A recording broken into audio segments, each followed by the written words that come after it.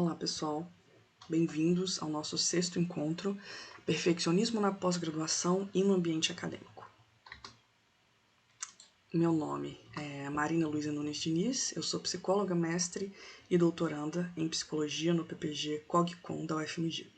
Sou pesquisadora no Laboratório Laves, estudo perfeccionismo há um bom tempo e fico feliz de poder compartilhar um pouquinho sobre esse tema com vocês. Vamos lá então. O que vocês já viram nos últimos encontros? Os 2 primeiros foram sobre o que é perfeccionismo, depois como me tornei perfeccionista, perfeccionismo nos relacionamentos interpessoais e o último, perfeccionismo e seu papel na manutenção e agravamento de outros transtornos mentais. Com isso a gente chega no encontro de hoje, que tem como tema perfeccionismo na pós-graduação e no ambiente acadêmico. E o que a gente vai ver? O encontro de hoje tem 2 grandes partes. A primeira, a gente vai falar sobre algumas características da pós que tem uma relação especial com o perfeccionismo. E depois, o que eu chamei de uma fotografia do perfeccionismo na pós-graduação. Então vamos lá, primeira parte. A pós, como vocês sabem, tem muitas características específicas, que são características que são únicas da pós. As principais hipóteses sobre o porquê existe uma crise de saúde mental na pós-graduação, e esse é o termo, crise de saúde mental na pós-graduação, um termo internacionalmente reconhecido, a principal hipótese é de que algumas dessas características específicas contribuem especialmente para o sofrimento psicológico do pós-graduando. E algumas dessas características têm uma relação especial com o perfeccionismo. E isso de duas grandes maneiras. A primeira delas é que essas características contribuem para aumentar o perfeccionismo, e a segunda é que elas contribuem para aumentar o sofrimento psicológico daqueles que já têm altos níveis de perfeccionismo. Nesse caso, o perfeccionismo fica... ele é considerado uma vulnerabilidade. Então, as pessoas que têm altos níveis de perfeccionismo, quando nesses contextos, dessas 2 características que nós vamos ver, tendem a sofrer mais, a experienciar níveis mais altos de sofrimento psicológico e experienciar isso com mais frequência. Então tá, vamos ver quais são essas 2 características. A primeira delas é o criticismo constante. Então, na pós-graduação, em especial, a avaliação crítica do próprio trabalho e do trabalho dos colegas é extremamente frequente. E receber críticas não é uma tarefa, não é um acontecimento simples, não é fácil. É um desafio, talvez a gente possa dizer que é um desafio para todo mundo. E por que então que a gente destaca isso para aquelas pessoas que têm perfeccionismo muito alto? Porque para pessoas que têm essa característica, perfeccionismo muito alto, a experiência de receber uma crítica tende a ser muito mais intensa e muito mais negativa, muito mais sofrida do que para pessoas que não têm níveis altos de perfeccionismo. Por isso que essa experiência é especialmente significativa quando a gente está falando dessa população. Então não se trata de que receber críticas seja uma tarefa seja um acontecimento muito simples e fácil de lidar para aqueles que não têm perfeccionismo muito alto, mas para aqueles que têm é muito difícil. Não é essa a questão. A diferença é a intensidade e a duração do sofrimento que as pessoas que têm perfeccionismo muito alto tendem a experienciar quando elas lidam com esses eventos, né? Quando elas passam por esses momentos de receber uma crítica negativa do próprio trabalho.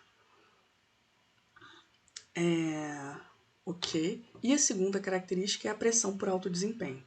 Então, medir aquilo que é produzido na pós-graduação é muito difícil. No entanto, nós precisamos de métricas. E, atualmente, as métricas mais utilizadas são aquelas que dizem da quantidade de publicações e da qualidade, levando em conta a qualidade dos veículos, das revistas principalmente, nas quais essas publicações são feitas. Existem outras maneiras, existem outras métricas também, claro, mas essas eu acho que merecem destaque. E elas merecem destaque nesse tópico da pressão por alto desempenho, porque fica muito claro como que o nível esperado como que a exigência sobre o trabalho do pós-graduando é muito alta, porque é esperado que os pós-graduandos publiquem nas melhores revistas, e para isso o nível da escrita, muitas vezes em outro idioma, precisa ser especialmente elevado. E essa pressão por alto desempenho, ela tende a ser especialmente difícil de lidar para aqueles que têm altos níveis de perfeccionismo. Então, para falar de outras coisas que não é escrita, o pós-graduando tem que ter atividades em que ele tem que dar aula, apresentar seminários, apresentar em eventos, e é esperado por eles serem pós-graduandos, por essas pessoas serem pós-graduandos, que eles realizem essas atividades muito bem.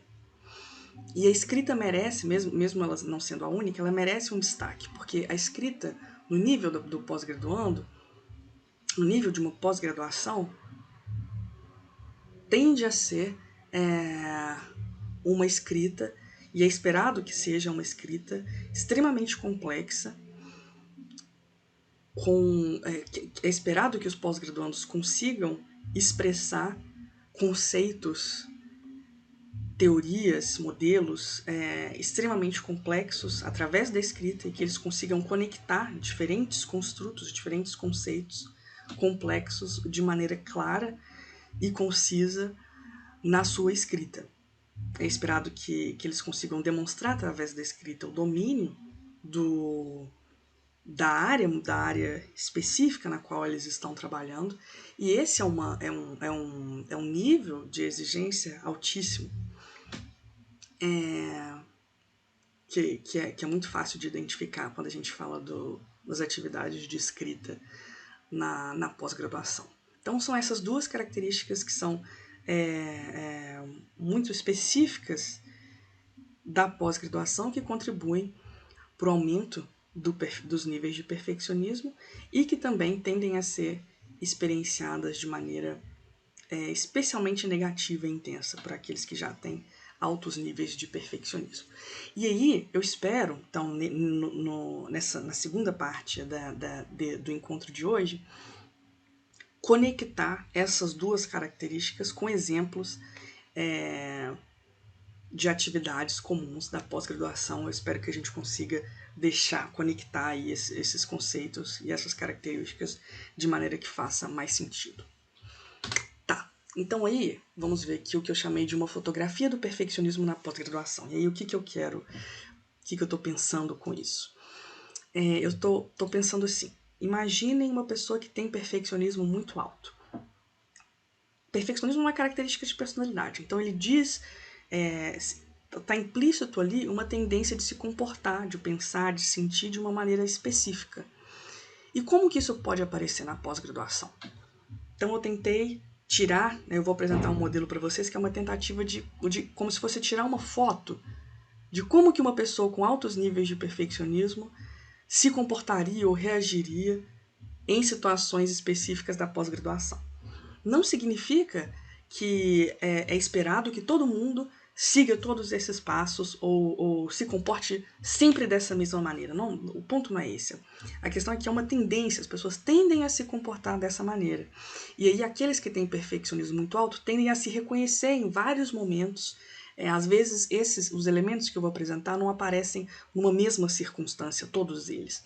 Mas às vezes um aparece naquele evento, naquele contexto, o outro apareceu naquele outro momento, o outro durante aquele outro evento.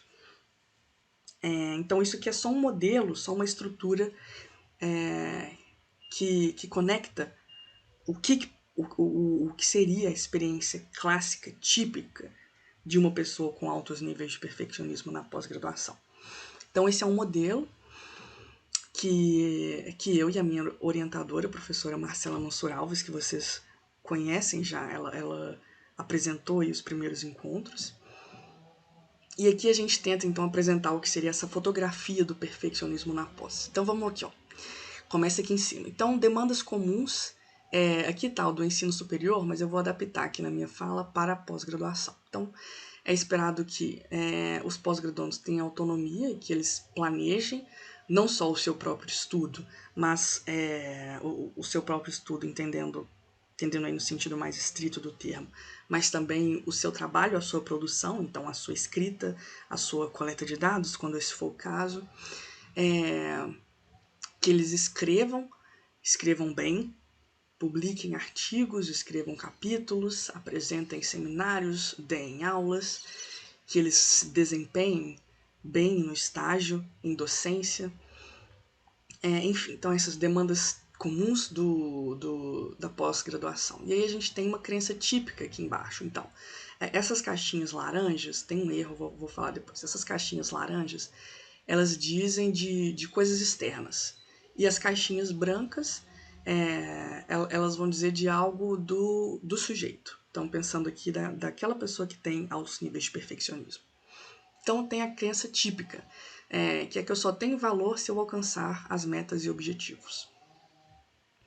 E essa crença típica, ela acontece junto com maneiras de pensar específicas e maneiras de se comportar específicas. Então, tem uma tendência a prestar mais atenção a erros, ter regras muito rígidas.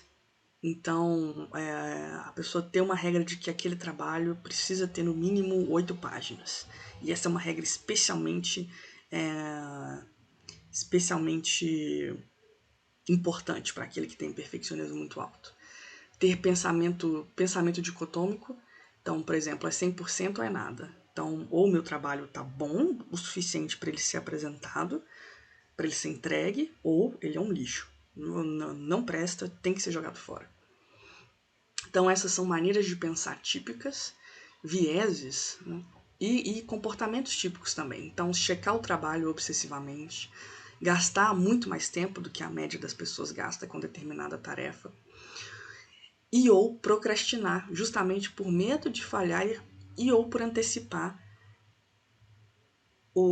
a elevada carga de trabalho que determinada tarefa vai exigir, já que essa pessoa tem padrões muito mais altos, padrões de desempenho muito mais altos do que a média das pessoas, do que a média dos colegas.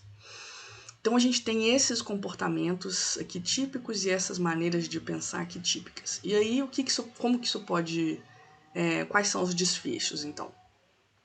Dado essas maneiras de pensar e essas maneiras de agir típicas. Então, tem 2 grandes desfechos. Não obtém o sucesso esperado na tarefa e obtém o sucesso esperado na tarefa. Então, o que seria não obter o sucesso esperado na tarefa?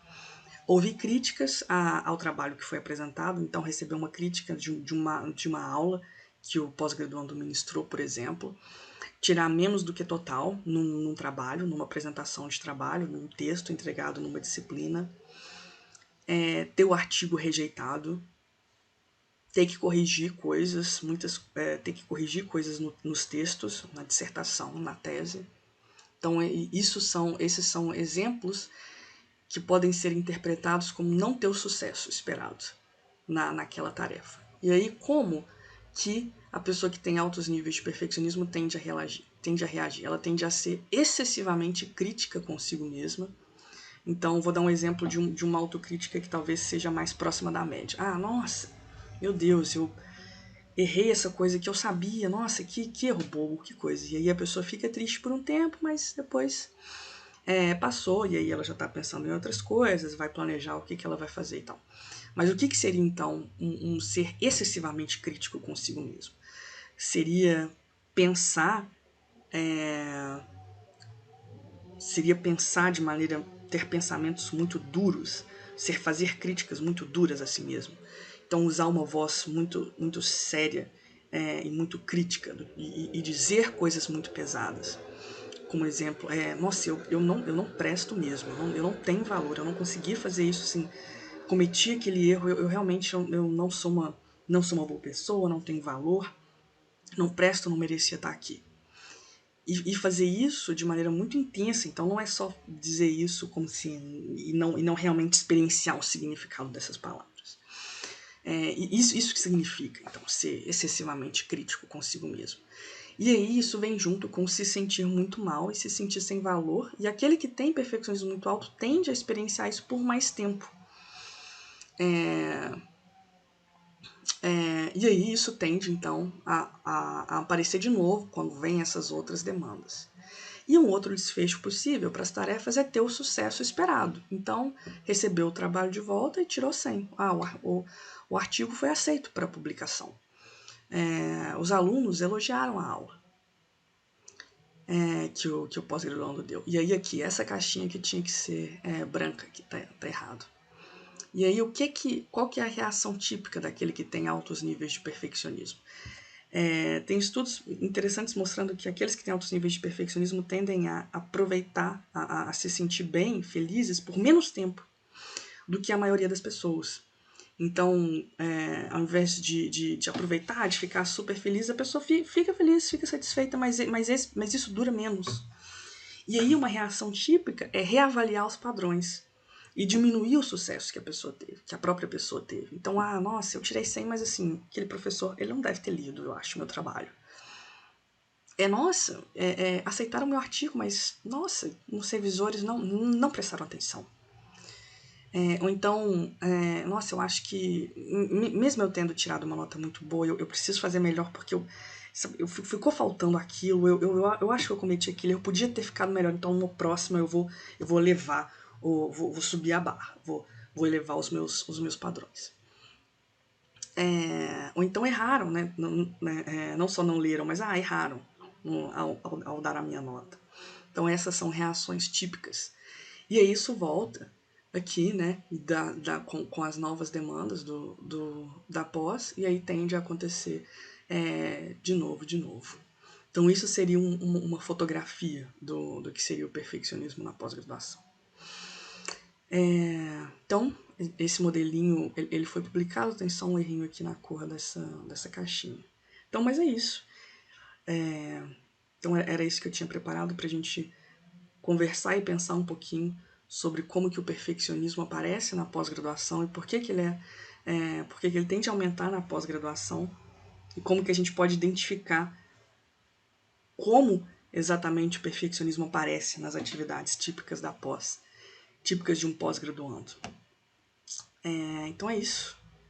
Um grande abraço para vocês e até o nosso próximo encontro.